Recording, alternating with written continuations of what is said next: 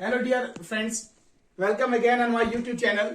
तो जिस तरह से हम डिस्कस कर रहे थे अबाउट आर्कियोलॉजी, प्रीवियस वीडियोस में आपने देखा concept and introduction about archaeology, and in this video now will be discussing about the types of archaeology. सबसे पहला टाइप जो हमारे पास आर्कियोलॉजी का है वो इंस्क्रिप्शन। यानी हमने बात करने की कोशिश की जब रिटन डॉक्यूमेंट्स एब्सेंट थे, हमारे पास कोई भी रिटन रिकॉर्ड अवेलेबल नहीं था, तो उस टाइम आर्कियोलॉजी एक होप है जो हमें मदद करता है कि हम जान सकें कि जो पास्ट लोग हैं उनका उठना बैठना कैसा रहा होगा, उनकी कैसी किंगशिप रही होगी, उनका बिहेवियर कैसा था, उनका वे ऑफ लाइफ कैसा था, उनकी सोशल लाइफ कैसी थी। तो ये सब चीजें जानने के लिए हमें आर्कियोलॉजी मदद कर दी है। But now we have to see that what are actually the types of archaeology that help archaeology to reconstruct the past history.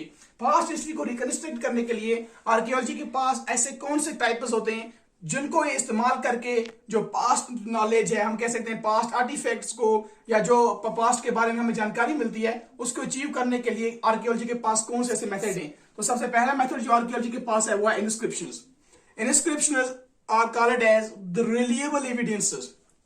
यानी कि ये एक बहुत ही रिलिएबल एविडेंसेस, एक बहुत ही पक्का सबूत होता है हमें पास्ट को जानने के लिए। आप देखिए इंस्क्रिप्शंस क्या होता है। Inscription means the written documents, ठीक है ना, जो भी राइटिंग्स हमें मिलती हैं। I will be writing on the board. Inscription means the written are engraved. The written are engraved sources found on rocks पर मिलते हैं हमें, ठीक है ना, या फिर हमें एक यहां पर मिल जाएंगी बिल्डिंग्स के ऊपर, buildings, temples, leaves, stones.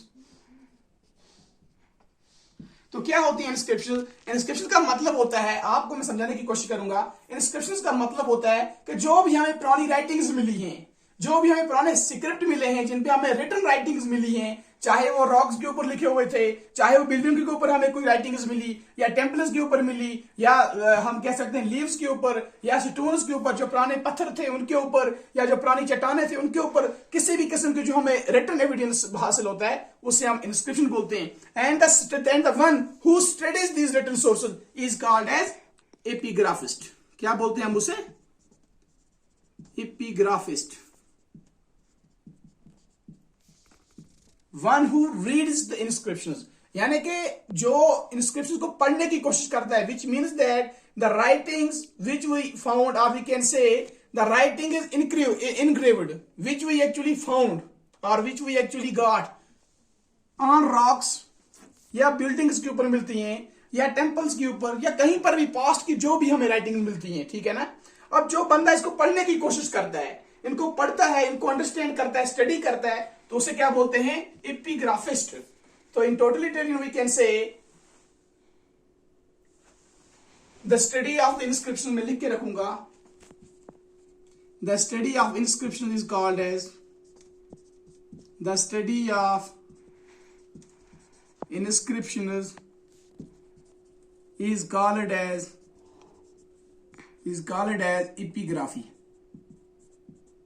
Epigraphy एक बहुत बड़ा मेथड है जो हमें हेल्प करता है ताकि हम रिकंस्ट्रक्ट कर सकें पास्ट हिस्ट्री को थ्रू पास्ट ह्यूमन राइटिंग्स, जो भी राइटिंग उन्होंने छोड़ी है, चाहे हमें पत्तों के ऊपर लिखा हुआ मिलता है, टेम्पल्स के ऊपर, चट्टानों के ऊपर, बिल्डिंग के ऊपर, इस राइटिंग को अंडरस्टैंड करना और इससे जो हम नॉलेज गेन करते थे। thus it can be said that it's a major source of archaeology to reconstruct the past history, or we can say to reconstruct the past human civilization easily। तो आपने यहाँ पर समझने की कोशिश की है, यहाँ पर आपने देखने की कोशिश की है कि इंस्क्रिप्शंस क्या होती हैं। इंस्क्रिप्शन का सिंपल मतलब होता है कि जो भी हमें रिटन राइटिंग्स मिलती हैं, पास्ट लोगों ने जो रिटन राइटिंग छोड़ी होती हैं और जो हमें मिलती हैं, ठीक है ना, जैसे कि रॉक्स के ऊपर, पत्थरों के ऊपर, पत्तों के ऊपर उन लोगों ने कुछ लिख के छोड़ा होता है, और उस चीज को अंडरस्टैंड करना, और जो बंदा उनको अंडरस्टैंड करता है, लर्न करता है, उसे एपिग्राफिस्ट कहते हैं।